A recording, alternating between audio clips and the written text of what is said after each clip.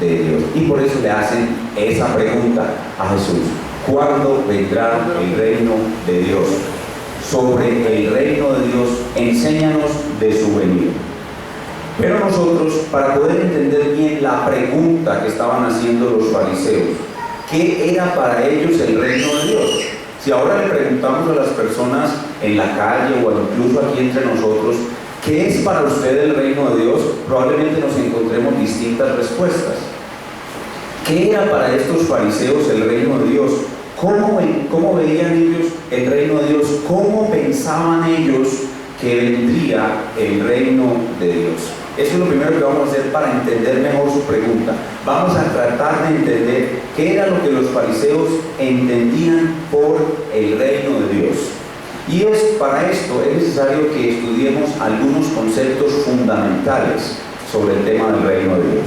Vamos a ver en primer lugar una definición del reino de Dios y luego vamos a ver las etapas del reino de Dios. Una definición del reino de Dios y luego las etapas del reino de Dios, y vamos a ver qué tenían en la mente los fariseos cuando le preguntaron a Jesús sobre la venida del reino de Dios. Primero entonces vamos a definir el reino de Dios. ¿Qué es el reino de Dios? Una definición muy sencilla y fácil de recordar hasta para los niños. ¿Qué es el reino de Dios? Es el lugar dado por Dios para vivir el pueblo de Dios bajo el gobierno de Dios. Voy a repetir: es el lugar dado por Dios para vivir el pueblo de Dios bajo el gobierno de Dios. El reino de Dios se define en función de tres elementos: lugar, pueblo y gobierno. Lugar dado por Dios, ¿para quién? Para su pueblo, el pueblo de Dios. ¿Y para qué? Para que ellos vivan bajo el gobierno de Dios. A ver, niños, ¿verdad que es fácil esta definición? ¿Cierto? Es fácil de recordar. Cuando los papás les pregunten esta tarde en el devocional familiar: a ver, Juanito, ¿qué es el reino de Dios? A papá eso es muy sencillo: es el lugar dado por Dios para vivir el pueblo de Dios bajo el gobierno de Dios. Dios, desde que Él comenzó la creación, ha estado estableciendo su reino y Él ha dado un lugar. Lo primero que hace ese gran rey soberano, siempre existente, eterno y todopoderoso, es dar un lugar. ¿Cuál es el lugar que Dios dio para establecer su reino? La creación. La creación entera es el lugar para el reino de Dios. ¿Cuáles son las criaturas a las cuales Él quiere someter a su reino? Los hombres y los ángeles son sus criaturas. Él las va a poner en un lugar bajo su gobierno. ¿Y cuál es la ley que Él va a dar para que ellos se sometan y le obedezcan? La ley moral de Dios, la santa ley moral de Dios. Entonces podemos decir que desde el principio de la creación de todas las cosas, en el principio de la ejecución del plan de Dios, Dios ha estado siempre haciendo todo en función de establecer su reino en un lugar, sobre un pueblo y con unas reglas. Eso es la Biblia. La Biblia es la historia de la venida del reino de Dios. Entonces podemos distinguir en ese accionar de Dios al establecer su reino 4 etapas. El reino de Dios ha estado estableciéndolo Dios durante toda la historia y ha tenido 4 etapas que las podemos resumir de la siguiente manera. La primera etapa la llamaremos reino primitivo. Reino primitivo. La segunda etapa la llamaremos reino nacional. Reino nacional. La tercera etapa la llamaremos reino espiritual. Reino espiritual. Y la cuarta etapa la llamaremos reino eterno. Reino eterno. Entonces, el reino de Dios ha sido el propósito de Dios siempre. Quiere establecer su reino y comenzó a establecerlo en la etapa primitiva. En la etapa primitiva, cuando creó el cielo y la tierra. Cuando Él creó el cielo y la tierra, escogió un lugar especial para su reino. ¿Cuál fue el primer lugar especial que Dios escogió para su reino? El Edén. El Edén. Y Dios puso en Edén a su pueblo.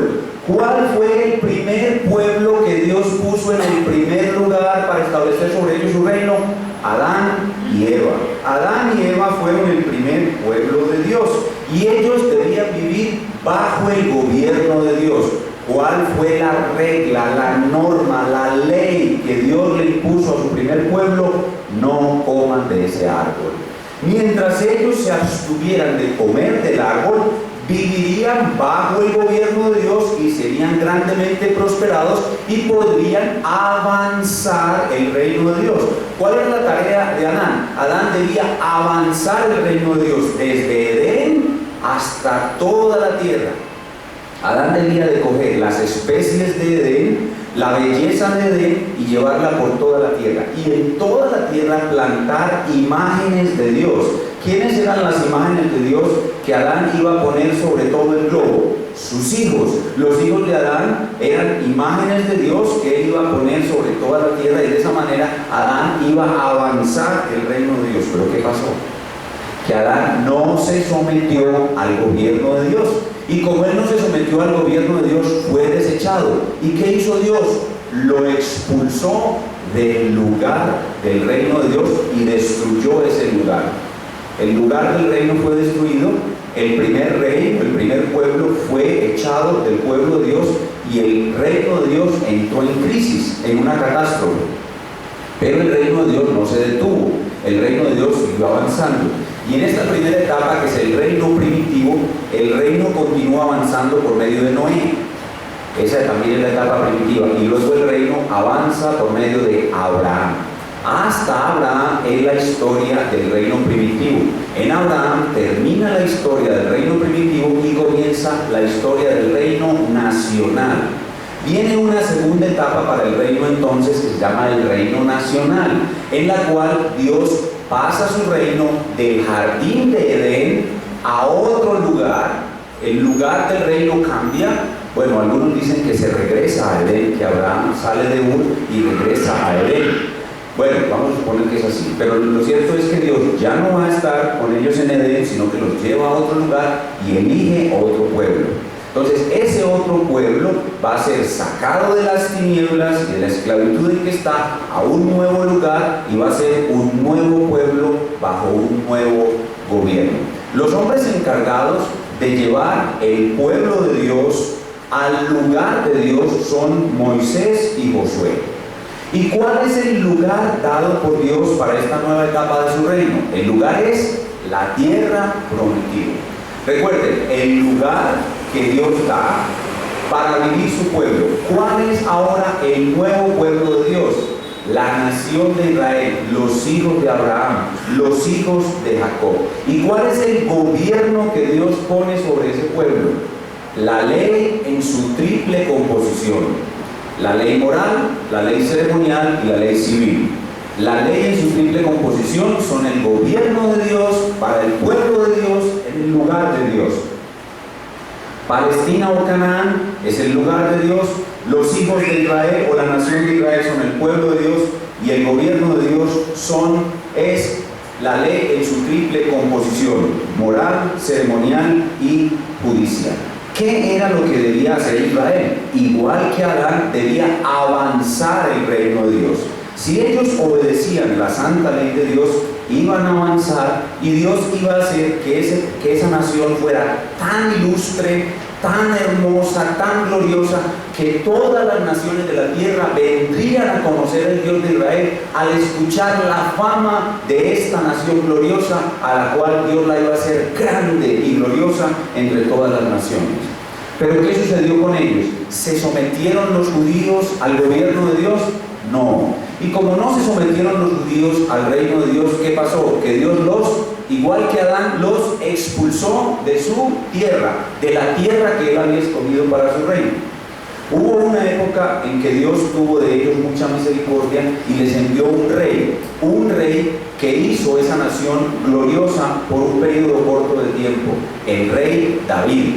Y su hijo David, Salomón, en el reinado de Salomón, por amor a David, Dios hizo que la nación fuera gloriosa, tan gloriosa fue Israel en la época de Salomón, que la reina de Saba, una mujer que vivía en el otro lado del mundo, vino a escuchar la sabiduría de Salomón y a ver la gloria de Salomón, porque Dios le había dado gloria a esa nación.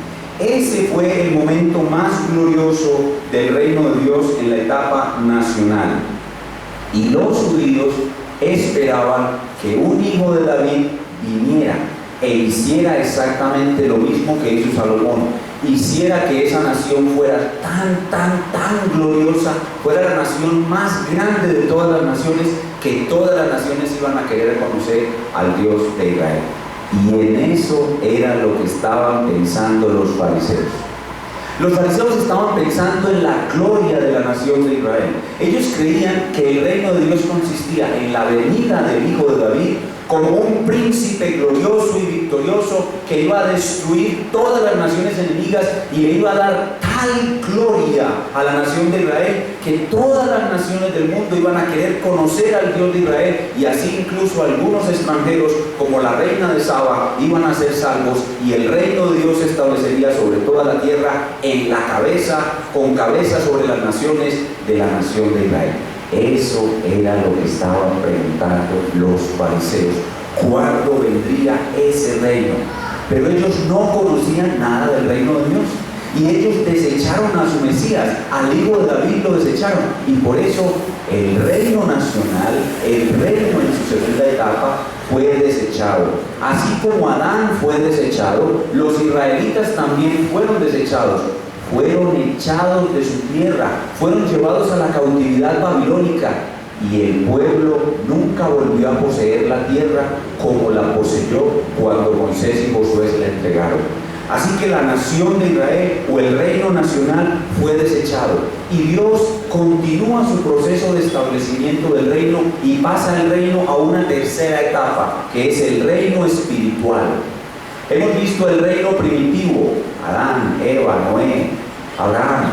Hemos visto el reino nacional, Moisés, Josué, David, Salomón, la nación de Israel. Y ahora vemos el reino espiritual. La tercera etapa del reino es el reino espiritual, que es establecida por Cristo y sus apóstoles. Y a ver si ustedes están bien atentos y conocen su Biblia. ¿Qué hemos dicho que es el reino de Dios? El reino de Dios son tres cosas: un lugar, un pueblo y un gobierno. Ahora estamos en una nueva etapa, una tercera etapa. ¿Cuál es el lugar dado por Dios en la tercera etapa del reino? A ver, los que están bien atentos y conocen su Biblia. ¿Cuál es el lugar del reino de Dios? No hay lugar. Porque el reino en su tercera etapa es espiritual. No hay lugar. Hay un lugar provisional que es este lugar. Este es un lugar provisional. Este no es el lugar definitivo del reino de Dios, porque los que somos del reino de Dios ahora somos extranjeros, peregrinos, no tenemos morada en este mundo. El mundo no es mi hogar, yo soy peregrino aquí. Mi lugar me está esperando. Mi lugar es cielo nuevo y tierra nueva, en los que mora la justicia. El pueblo de Dios ahora es la iglesia. Ya no más Israel. De ese Israel nacional, Él sacó unos poquitos, un remanente, y luego tomó otro remanente de los no judíos y lo juntó en un nuevo Israel, y esos son ahora el pueblo de Dios.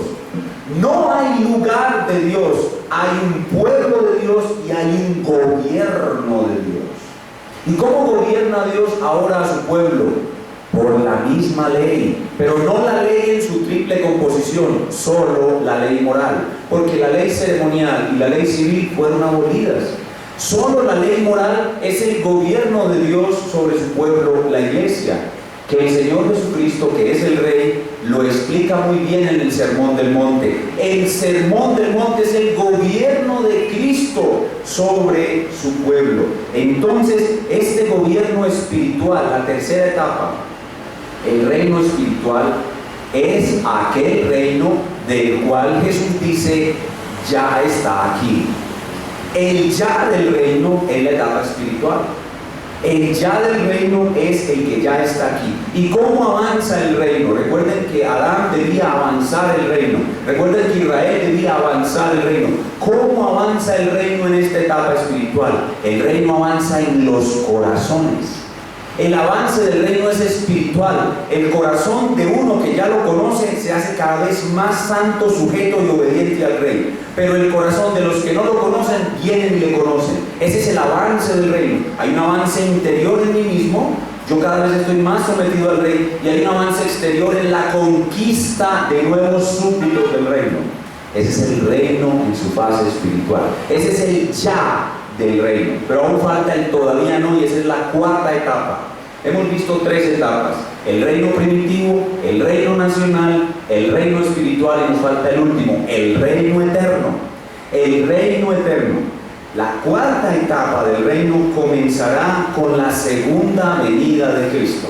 Y recuerden qué es el reino: el lugar del reino, el pueblo del reino y el gobierno de Dios sobre el pueblo del reino. ¿Cuál será el lugar para el reino cuando venga la cuarta etapa? El lugar para el reino será cielo nuevo y tierra nueva en los que mora la justicia. Toda esta tierra, todo lo que se ve, será pasado por fuego y será hecho nuevo y será hecho el hogar del pueblo de Dios. ¿Y quiénes serán el pueblo de Dios? La iglesia purificada. ¿Cómo así la iglesia purificada? La iglesia purificada porque hoy dentro de la iglesia hay falsos creyentes. Hay falsos creyentes dentro de la iglesia. El día en que Jesucristo regrese, Él va a separar las ovejas de los cabritos. Las ovejas, que son los verdaderos creyentes, a la derecha. Los cabritos, que son los incrédulos y los falsos creyentes, a la izquierda. Y a las ovejas les va a decir: miren, esa es la tierra prometida para ustedes. Cielo nuevo y tierra nueva en los que mora la justicia. ¿Cuál ha sido el paisaje más hermoso que usted ha visto? A veces uno llega a algún lugar y mira en la distancia y ve montañas, valles, nubes, árboles, ríos, animales, y uno dice: ¡oh, qué hermosura! Bueno, eso es feo al lado de lo que vamos a ver cuando nuestro rey, teniéndonos a su derecha, nos diga: miren, ese es el lugar para el reino de Dios. Entren a ese lugar. Entraremos entonces al lugar del reino, el pueblo del reino, para vivir en ese lugar con Dios eternamente bajo su gobierno. No nos engañemos, nosotros vamos a vivir siempre sometidos a Dios. No nos debemos engañar. Aquí no hay cosas como libertad, autonomía, hago lo que me da la gana, yo soy totalmente libre, totalmente autónomo, yo soy un libre pensador. Esa es la palabra sofisticada que usan las personas que quieren librarse de Dios y librarse del gobierno de Dios. Yo soy un libre pensador. No, nosotros los hombres fuimos creados para vivir bajo el gobierno de Dios y viviremos eternamente en el lugar de Dios, el pueblo de Dios, bajo el gobierno de Dios, en un cuerpo que ya nunca más caerá en pecado, ya nunca más desobedecerá. Adán no pudo someterse a su rey, el pueblo de Israel no pudo someterse a su rey, la iglesia se somete al rey, pero en la iglesia, aquí en esta iglesia, hay unos que se someten más que otros. Y nuestro sometimiento al rey es imperfecto. Pero cuando estemos en el reino eterno, todos nos vamos a someter a nuestro rey de manera perfecta y eternamente. Y ahí será la verdadera dicha y la verdadera felicidad, cuando venga el reino eterno. Entonces, ¿qué era lo que estaban pensando los fariseos cuando hicieron la pregunta? La pregunta de los fariseos estaba centrada en el reino nacional. Ellos estaban preguntando sobre el reino nacional. Entonces, ¿cuáles son las cuatro etapas del reino de Dios?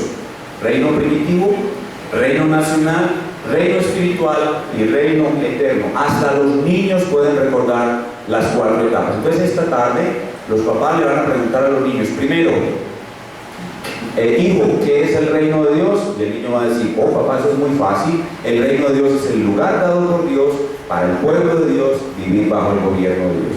Y a ver, ¿cuáles son las 4 etapas del reino de Dios? Oh, papá, eso es muy fácil. Las 4 etapas del reino de Dios son reino primitivo, reino nacional, reino espiritual y reino eterno.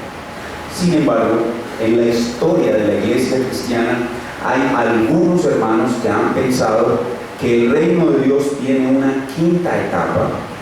Algunos hermanos en la historia de la iglesia han pensado que el reino de Dios tiene una 5ª etapa. Yo lo menciono para aclararlo, no para atacar a esos hermanos, porque son hermanos muy amados y no queremos atacarlos, simplemente por amor a la verdad queremos decir que hay algunos hermanos en la historia de la iglesia que creen que el reino de Dios tiene una 5ª etapa y la ubican entre la 3ª y la 4ª. La ubican entre el reino espiritual y el reino eterno y la llaman reino milenial o milenio.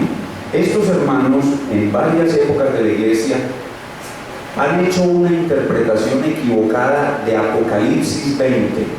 Apocalipsis capítulo 20 habla de un milenio, de un periodo de 1000 años. Y Apocalipsis 19 habla de la segunda venida del Señor Jesucristo. Y ellos creen que Apocalipsis 19 habla de la segunda venida y Apocalipsis 20 habla de un reino de 1000 años. Entonces ellos creen que después de la segunda venida de Cristo van a haber 1000 años de Jesucristo reinando sobre la tierra con la nación de Israel exclusivamente. Y eso es lo que llaman reino milenial. Y a los hermanos que creen eso en esta época última de la iglesia, siglo XX y lo que va del XXI, se les conoce con el nombre de dispensacionalistas. Los dispensacionalistas creen que hay una 5ª etapa del reino ubicada entre la 3ª y la 4ª y la llaman reino milenial.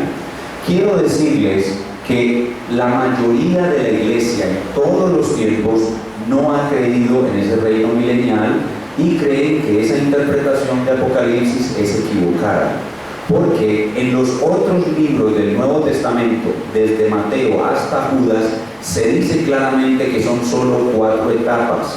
Y el libro de Apocalipsis no es un libro cronológico, es decir, que después de Apocalipsis 19, en el libro sigue Apocalipsis 20, pero eso no corresponde con la forma como va a suceder en la historia. El libro de Apocalipsis no es un libro cronológico lineal, es un libro cíclico. Y ahora no tenemos tiempo para explicar eso. Pero las personas que interpretan Apocalipsis de manera literal y lineal cronológica caen en el milenialismo.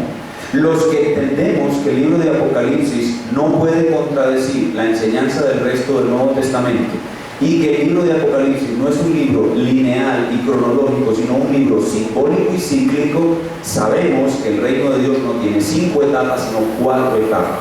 Entonces, si usted viene a nuestra iglesia por primera vez y me está escuchando decir, y de hecho lo estoy diciendo, que la mayoría de los cristianos no creemos en 5 etapas del reino, sino en 4, no crea por favor que nosotros somos una secta.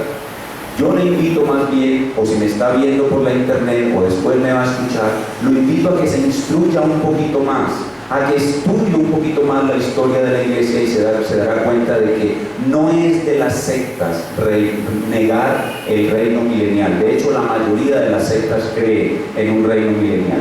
Es la iglesia histórica, la iglesia primitiva, la iglesia medieval, la iglesia de la Reforma, la iglesia incluso contemporánea nunca ha creído en un reino milenial. Entonces nosotros rechazamos la idea de un reino milenial y le ruego que no nos tilde de secta, sino que más bien se instruya mejor, estudie un poquito más, no se quede con lo único que le han enseñado en su iglesia y estudie un poquito más la escatología, es decir, la doctrina del tiempo futuro. Y de los que están aquí presentes, quieren aprender más sobre eso, con mucho gusto tenemos muy buenos materiales y probablemente en otro escenario vamos a hablar sobre esto. En la convención vamos a hablar sobre esto y ahorita vamos a dar un preámbulo a la convención. Muy bien, ¿qué hemos visto hasta aquí? La pregunta sobre el reino.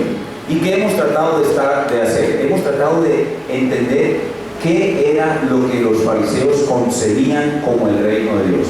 Y hemos visto, para entenderlo, una definición sobre el reino de Dios y las 4 etapas del reino de Dios. Y hemos entendido que cuando los fariseos le preguntaron a Jesús cuándo habría de venir el reino de Dios, ellos estaban pensando en el reino nacional, en la gloria de la nación de Israel. Y para entenderlo mejor, vayamos a ver un pasaje en el Antiguo Testamento que era el pasaje clave que los fariseos tenían en mente siempre cuando hablaban del reino de Dios. Se trata de Daniel, capítulo 7, versículos 13 y 14.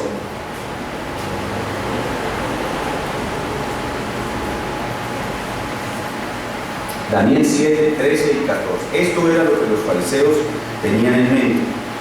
Daniel 7, 13 y 14.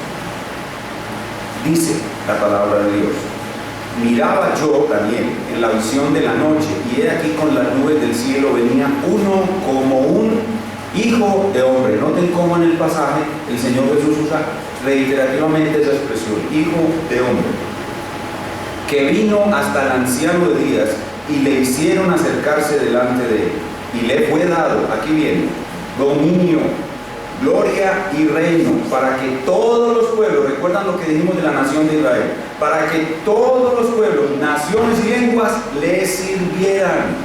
Su dominio es dominio eterno, que nunca pasará, y su reino uno que no será destruido. Eso era lo que tenían en mente los fariseos, y sobre eso le preguntaron a Jesús. Ahora vamos a ver la respuesta del Señor Jesús. Y en la respuesta del Señor Jesús vamos a ver en primer lugar el ya del reino. Ya vimos la pregunta acerca del reino.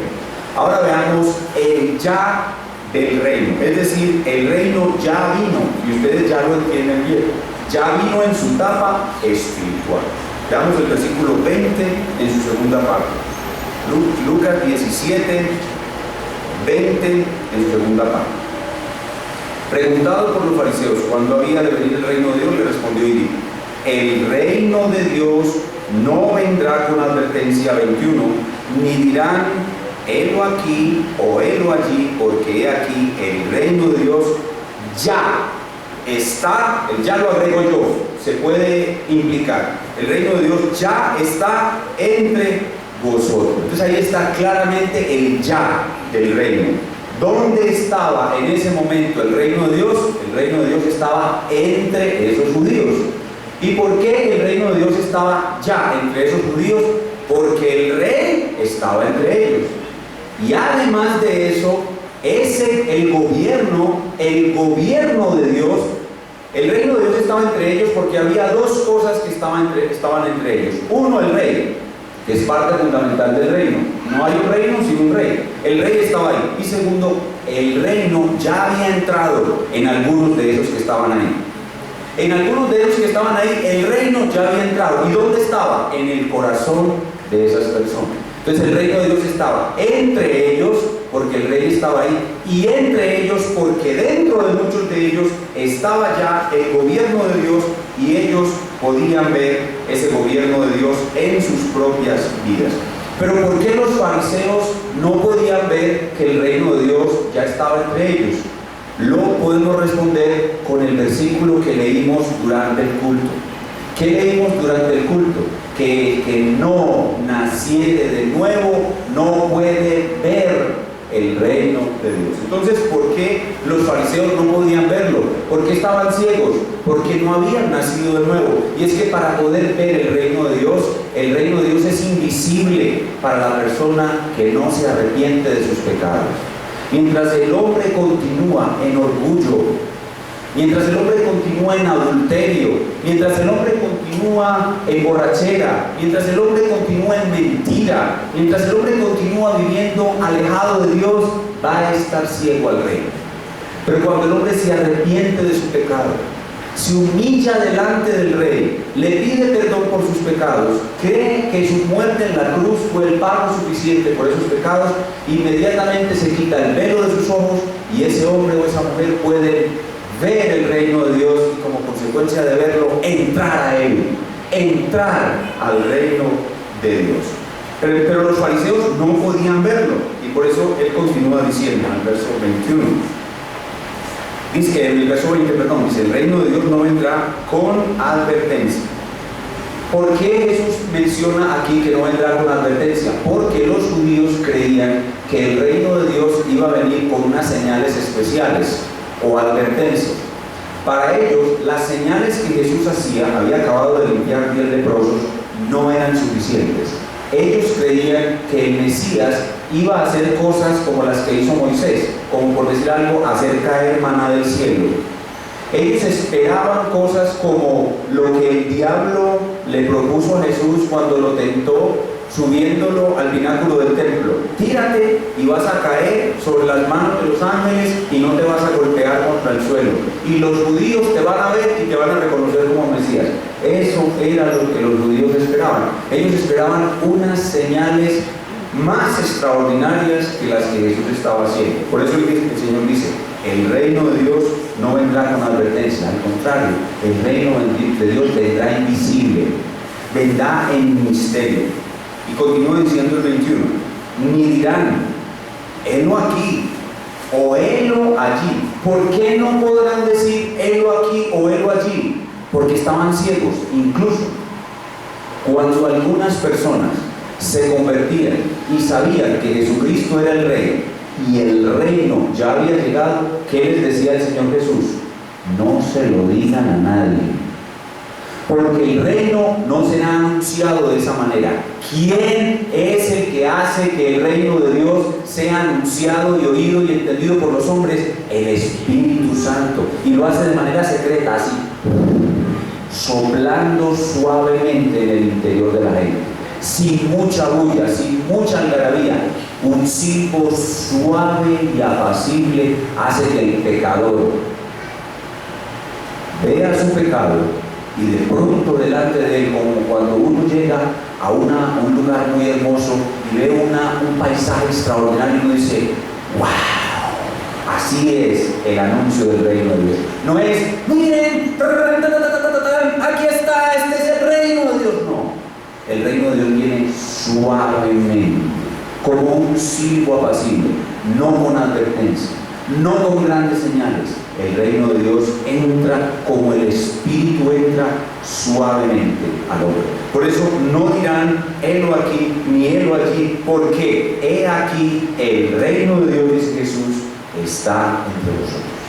Ya estaba allí, ya estaba entre ellos. ¿Dónde estaba? En la persona del Rey y en el corazón de los súbditos que habían sido regenerados por el Espíritu Santo y ya se estaban sometiendo al reinado de Dios. Entonces, si nosotros le preguntamos a los niños, ¿dónde está el reino de Dios hoy? El reino de Dios está entre nosotros. ¿Pero en qué lugar? Está en la iglesia, donde hay personas en cuyo corazón ha entrado el gobierno de Dios. ¿Y dónde más está el reino de Dios, niños? Está en tu casa. El reino de Dios está en tu casa porque la persona que gobierna tu casa es un delegado del Rey. Y por eso los niños tienen que someterse a su papá y a su mamá, porque ellos son delegados del Rey y gobiernan los hogares en el nombre del Rey. Y cuando ustedes se rebelan contra el Rey, oigan bien, cuando ustedes desobedecen a sus padres, ¿qué están haciendo? Se están rebelando contra el Rey. ¿Y qué les va a hacer el Rey? Él es todavía muy benigno y misericordioso, y lo único que le ha dicho a sus padres es que les peguen una pelita. Pero si ustedes siguen rebelándose contra el Rey vendrá y les cortará la cabeza. Así que ustedes tienen el privilegio como niños de vivir bajo el gobierno de Dios por medio del gobierno de sus padres. ¿Y dónde más está el gobierno de Dios? O aquí en la iglesia. ¿Y quiénes son los delegados para ejecutar o ejercer el gobierno de Dios en la iglesia? Los pastores. Los pastores somos los gobernantes, los dignatarios, representantes del gobierno de Dios en la iglesia. Por eso la iglesia debe someterse a sus pastores, porque nosotros somos los delegados representantes del reino de Dios. No los gobernamos como déspotas tiranos, sino que los gobernamos con la predicación de la palabra de Dios. De tal manera que es el Rey mismo el que les gobierna por medio de su palabra, no nosotros los pastores, queriendo que ustedes hagan lo que nosotros queramos. Pero el Rey que estaba allí en ese momento no iba a estar por mucho tiempo. El Rey se iba a ir. El Rey iba a padecer mucho, como él mismo dice en el verso 25. Pero primero es necesario que padezca mucho y sea desechado por esta generación. Entonces el rey se iba a ir, pero el reino iba a continuar entre ellos. Y el reino entonces que estaba en Jesús, Jesús murió, resucitó y se fue. El reino quedó en los apóstoles y los apóstoles fueron los gobernantes. ¿Quiénes son los gobernantes del reino para la Iglesia Universal? Los apóstoles. Los apóstoles son los gobernantes del reino para la Iglesia Universal. Los apóstoles murieron y los sucesores de los apóstoles no existen. No hay sucesores de los apóstoles. En la función de los apóstoles queda en cada iglesia local un gobierno establecido por ancianos varones que gobiernan con la palabra de Dios, y al gobernar con la palabra de Dios gobiernan los apóstoles y gobierna el mismo Cristo.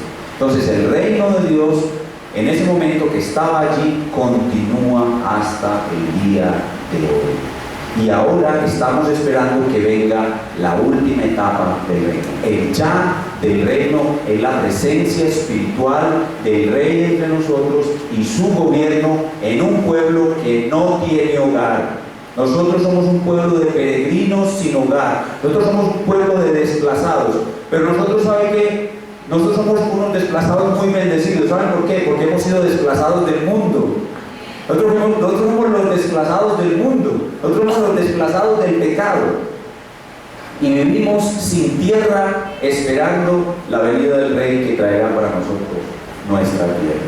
Y esa es la tercera etapa del reino. El todavía no del Rey. Y eso lo veremos, Dios mediante, en nuestro próximo mensaje. ¿Qué hemos visto en el día de hoy entonces en nuestro texto? Hemos visto dos cosas. La pregunta acerca del reino y hemos visto el ya o la venida primera o espiritual del reino. Nos falta por ver la venida futura del reino. ¿Y qué hemos aprendido en estos primeros dos puntos?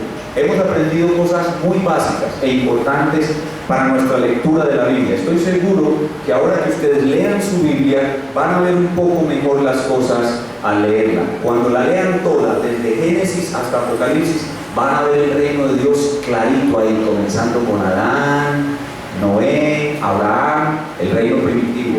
Luego Moisés, Josué, David, Salomón, Israel, hasta Cristo, el reino nacional. Y luego Cristo, los apóstoles, la iglesia, el reino espiritual. Y luego en Apocalipsis, el reino eterno. Y ustedes lo van a entender mucho mejor al leer sus Biblias. ¿Qué hemos aprendido entonces hoy? A definir el reino de Dios.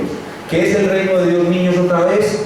El lugar dado por Dios para que el pueblo de Dios viva bajo el gobierno de Dios. Y hemos aprendido a conocer las etapas del reino, que son 4. Reino primitivo, reino nacional, reino espiritual y reino eterno. No 5, sino 4. Rechazamos la idea del reino milenial. Tercero, hemos reconocido en cuál etapa estamos. ¿En cuál etapa estamos? Estamos en el reino espiritual. ¿Y cuál etapa esperamos? El reino eterno. Y hemos aprendido lo más importante: cómo debemos vivir en la etapa en que estamos del reino de Dios, sujetos al Rey, obedientes al Rey. Si no vivimos obedientes al Rey, no somos del reino.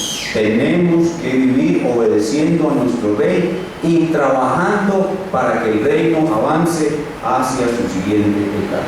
Y eso nos permite concluir con unas breves palabras de aplicación.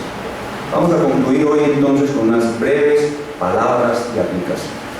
Al escuchar todas estas cosas acerca del reino de Dios, lo primero que tengo que hacer yo es asegurarme de que realmente yo soy un ciudadano del reino de Dios. Eso es lo más importante. Asegurarme de que yo realmente soy un ciudadano del reino de Dios, de que he nacido del agua y del Espíritu, porque el que no naciere del agua y del Espíritu no puede entrar en el reino de Dios. Y voy a asegurarme de que soy un ciudadano del reino de Dios si veo en mí las marcas de un ciudadano del reino de Dios. ¿Y cuáles son esas marcas? Están en Primera de Juan. Primera de Juan fue escrito para que nosotros sepamos que somos de Dios. ¿Cuáles son esas marcas? Si yo aborrezco el pecado y amo la santidad, tengo la primera marca del reino de Dios.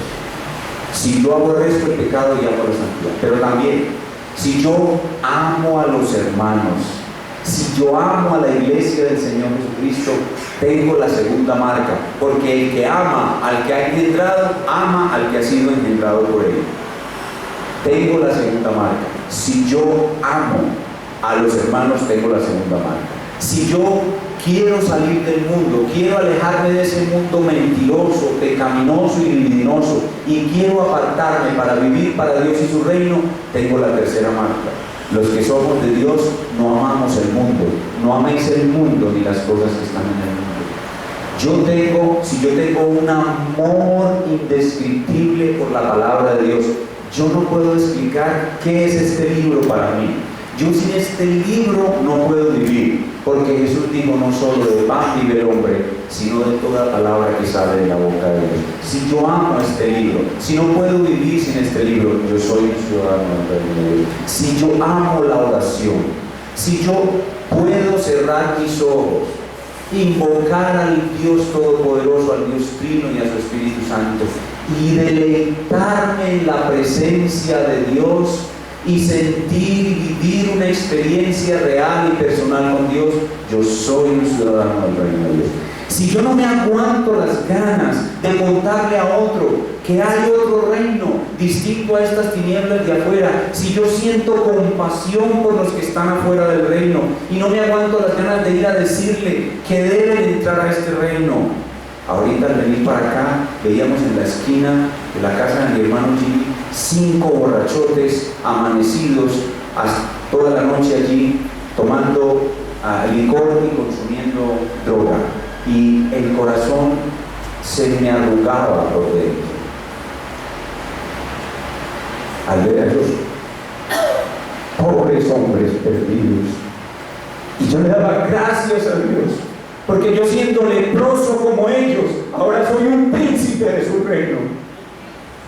Lo primero que hice cuando Jimmy se subió al carro fue preguntarle: hermano, ¿le has compartido el evangelio a estos 5 pobres hombres que hay allí? Y me dijo: a uno, ha estado en mi casa, escuchó el evangelio y hasta lloró, pero mire igual cómo está.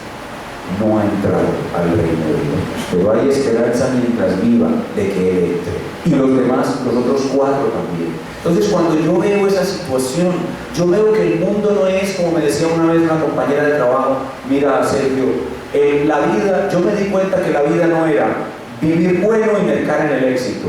Hay algo más en esta vida. Entonces, cuando yo pienso que la vida no es simplemente vivir bueno y mercar en el éxito, soy un ciudadano del reino de Dios. Esas son las marcas. Y cuando yo veo que esas marcas están en mí, yo sé que soy un ciudadano del reino de Dios porque estoy sometido a mi rey. A mí no me da vergüenza decir que yo soy un súbdito del Rey de Reyes. A mí no me da vergüenza decir que soy su esclavo, su obrero, su campesino, como Él me quiera llamar. A mí no me da vergüenza decir que soy de Él, que quiero dejarlo todo por Él, que quiero entregar mi vida por completo a Él. No me da vergüenza. Me siento feliz. Se burlan de mí, dicen lo que quieren de mí, pero yo soy cada vez más feliz, porque mientras más se burlan de mí, Él más me muestra su amor y me acerca a Él. Entonces, una vez sé que tengo esas señales, debo gozarme de que yo soy un ciudadano del reino de Dios. Debo estar feliz. Y hay algo muy hermoso con el reino de Dios, y es que a nosotros nos dan una cédula de ciudadanía que dice ciudadano del reino de Dios, pero dice ciudadano eterno del reino de Dios. Porque la ciudadanía del reino de Dios no se puede perder. No se puede perder. Es como la nacionalidad colombiana. Yo nací colombiano y hasta que muera voy a ser colombiano. No importa que yo renuncie a mi nacionalidad, no importa que yo me vuelva extranjero, que adquiera la cédula de ciudadanía de otro país, nunca voy a poder dejar de ser colombiano porque nací en Colombia. Bueno, cuando yo nazco en el reino de Dios, nazco y soy ciudadano del reino de Dios eternamente. Nunca voy a poder perder esta ciudadanía. Y lo más tremendo, no tuve que hacer nada para adquirirla, me la regalaron. No es como esos pobres americanos, esos pobres inmigrantes americanos que ven rogándole al gobierno americano: dame la ciudadanía, dame la ciudadanía. Nosotros no tuvimos que rogar, nosotros nos dieron esa ciudadanía gratis. para nosotros, pero a un precio muy alto para el rey. A un precio muy alto para el rey. Para que yo tuviera la ciudadanía, el rey tuvo que morir por mí. Para que yo tuviera la ciudadanía del reino de Dios, el rey tuvo que morir por mí. Por eso decimos con el himno: ¿con qué pagaremos amor tan inmenso que diste tu vida por el pecador? A cambio recibes la ofrenda humilde de mi corazón. Entonces nos aseguramos que somos ciudadanos del reino, nos gozamos de tener esta ciudadanía que es para siempre, pero lo más importante, ¿qué es lo más importante? Que como súbdito del rey debo perfeccionar mi sujeción al rey, debo perfeccionar mi obediencia a él. Aquí en este salón todos obedecemos al rey de manera diferente y unos obedecen más que otros. Debemos hacer que los que obedecen menos obedezcan más, y de los que están obedeciendo regular obedezcan bien, y de los que obedecen bien obedezcan excelente. Obedecer y sujetarnos cada vez más al reino de Dios. Que si el rey dice: en mi reino, mientras estés en mi reino, si te golpean la mejilla derecha, debes poner la otra. Si eso dice el rey, yo me voy a someter a ello. Y si el rey dice: tu justicia no va a ser la justicia de un mero moralista, tu justicia será mayor que la de los escribas y fariseos, entonces yo me someteré y así será mi justicia. Si mi rey dice que yo debo ser sal y luz seré. Si mi rey dice que debo ser santo porque él es santo, santo seré. Y si mi rey dice que es necesario que yo entre al reino eterno a través de muchas aflicciones, entraré al reino eterno a través de muchas aflicciones. Como él mismo dijo a través de Pablo, es necesario que a través de muchas aflicciones entremos al reino de Dios. ¿A cuál reino de Dios? Al reino eterno que está por venir. Pero no solamente debo esforzarme por mejorar mi sujeción, sino que tengo el privilegio de trabajar para el reino de Dios. Tengo el privilegio de trabajar, es decir, tengo el privilegio de hacer que otras personas entren al reino. Tengo el privilegio de ayudar a los pequeñitos recién nacidos que acabaron de entrar al reino. Tengo el privilegio de sentarme con ellos, mostrarles el amor de Cristo, enseñarles a leer su Biblia, enseñarles a orar, enseñarles las doctrinas básicas del cristianismo, acompañarlos en sus problemas y dificultades, orar por ellos. Si no tienen dinero, darles dinero. Si tienen enfermedad, ayudar a que se sanen. Tengo el privilegio de atender y ayudar a los pequeñitos del reino de Dios, y en eso quiero invertir mi vida. Mi vida sea dada para el reino de Dios. La vida mía, mi felicidad en este mundo vale basura comparada con lo que vale el reino de Dios. Y así debo invertir mi vida. Ese es un hombre sabio, un hombre que decide no ser feliz en este mundo y decide invertir su vida para los intereses del reino de Dios. Por eso cuando doy una ofrenda en esta iglesia, doy una ofrenda ¿para qué? Para el avance del reino de Dios. Ahora, el reino de Dios avanzará conmigo o sin mí. El reino de Dios seguirá avanzando porque la palabra de Dios dice: las puertas del Hades no prevalecerán contra él. O sea que yo tengo el privilegio de trabajar. Lo tomo o lo dejo. Si yo no lo tomo, otros lo van a tomar. Y cuando llegue la venida final del reino, cuando llegue el reino eterno, los otros que decidieron trabajar y entregar sus vidas y renunciar a ser felices aquí, van a ser colocados en ese reino en un lugar mucho más alto que yo. Van a tener mayores galardones y una posición más alta en el reino. Así que tengo el privilegio de trabajar para el reino. Debo asegurarme de que soy ciudadano del reino. Debo gozarme en mi ciudadanía eterna. Debo someterme cada vez mejor al rey y debo trabajar para el avance del reino de Dios. Y a los amigos que nos están visitando, a nuestros visitantes en el día de hoy, la palabra de Dios ha sido muy clara para ellos. Hay dos reinos: un reino de tinieblas y pecado, donde no se conoce al Salvador, al Rey, y hay un reino de luz que es Cristo. Y ese reino ha venido, ya está aquí y está entre ustedes. Está el Rey por medio de su iglesia y su palabra diciéndote: amigo, arrepiéntete porque el reino de Dios se ha acercado. Está junto a ti. Debes entrar a Él por medio del arrepentimiento y la fe en Cristo. Es que entras al reino de Dios. Entra al Rey, al reino, renunciando a ser el rey de tu propia vida y dejando que otro reine sobre ti, y ese otro es Cristo el Señor. Si reconoces que tú eres el rey de tu vida y que has reinado y gobernado tu vida orgullosamente y ahora renuncias a ser el rey de tu propia vida, te humillas reconociendo que eres pecador y aceptas a Jesús como tu rey, te lo digo de parte de Dios, serás salvo y entrarás en su reino y vivirás en él eternamente. Dios conceda a los que necesitan hoy entrar en su reino. Vamos a ponernos de pie.